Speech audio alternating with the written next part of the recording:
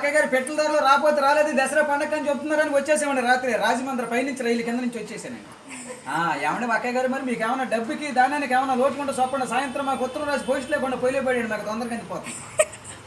మాకు డబ్బుకి దానానికి ఏమైనా లోటు లేదండి. మాకు బ్యాటరీలు ఏమైనా తక్కువ అనుకున్నారు. మాకు ఏలూళ్ళు ఎలికల బ్యాటరీ మాదే, ఉయ్యూళ్ళ ఉడతల బ్యాటరీ మాదే, పామర్లో పందికుక్కల బ్యాటరీ మాదేనండి. మీరంతా చాలా ఇల్లుగా చిన్నలు కట్టించేశారు, చాలా ఇబ్బంది పడిపోతున్నారని చెప్పి ఇప్పుడు సాయంత్రం 7 మీటింగ్ పెట్టించారు. మీరు అంతా వచ్చేవాళ్ళు కృష్ణానదిలో భోజనాలు పెట్టేస్తాం. నేను చదువులో మాత్రం బాగా ప్యాస్ అయిపోయాను అక్కయ్య గారు. నాకు చదువు సంకల కడికి వచ్చేసింది, గుడింతల గుండ్ల వరకు వచ్చేసింది, పాటల వరకు వచ్చింది, ఇంగ్లీష్ ఈదుల వరకు పరిగెత్తింది. కాకపోతే చదువు నిన్న మధ్యాహ్నం కొంచెం చదువు ఎక్కువ సంతకం పెడతాం మర్చిపోయాను. జగన్ గారి దగ్గరికి వెళ్ళి రాత్రి ఉద్యోగం పడితే ఉద్యోగంలో ఉన్న సంతకం చేయవలసి వస్తున్నా ఉద్యోగంలో నుంచి ఉద్యోగం ఇచ్చాడు. మాకు డబ్బుకి దానానికి ఏమైనా లోటు లేదండి. మాకు 700 బిల్డింగ్ ఉందండి.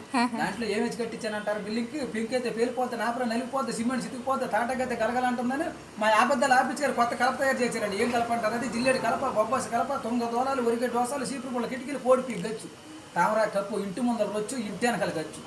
చూపులే బాగానే ఉంటుంది. అప్పుడప్పుడు చుట్టుకాలు అంటే గమనం చుట్టేసి వెళ్ళిపోతుంది. మాకు డబ్బుకి దానికి ఏమైనా లోట్లేదండి. నా గమనం చూసి మమ్మల్ని చూసి పాకిస్తాన్ యుద్ధానికి రమ్మంటే ఇదే కనిచ్చుకుని వెళ్ళానండి. మరి అక్కడ అందరూ బతుకున్న వాళ్ళు కాలితే బాధపడిపోతున్నారు, బాగా ఇబ్బంది పడిపోతున్నారా. నేను మాత్రం చచ్చిపోయిన వాళ్ళు కాల్చి వచ్చాను. అట్ట పలస 20 మందిని చూసి మాకు డబ్బుకి దానికి ఏమైనా లోట్లేదండి అక్కయ్య గారు. మాకు విజయవాడ 60 బట్టల షాపులో ఉన్న మీకు ఏమైనా పండగ కొత్త బట్టలు పెడుతున్నామని అక్కలందరికి అబ్బో సీదే చీరలు, వాణిశ్వర లంగాలు, జ్యోతులు ఎత్తిన చీరలు, లగ్గుమా, నెక్లెస్లు, మేనా గాజులు. మాకు అంతా డబ్బేనండి అక్కయ్య గారు. కాకపోతే కొంచెం చిల్లర లేక ఇలా బయలుదేరి వచ్చాను. Thank you.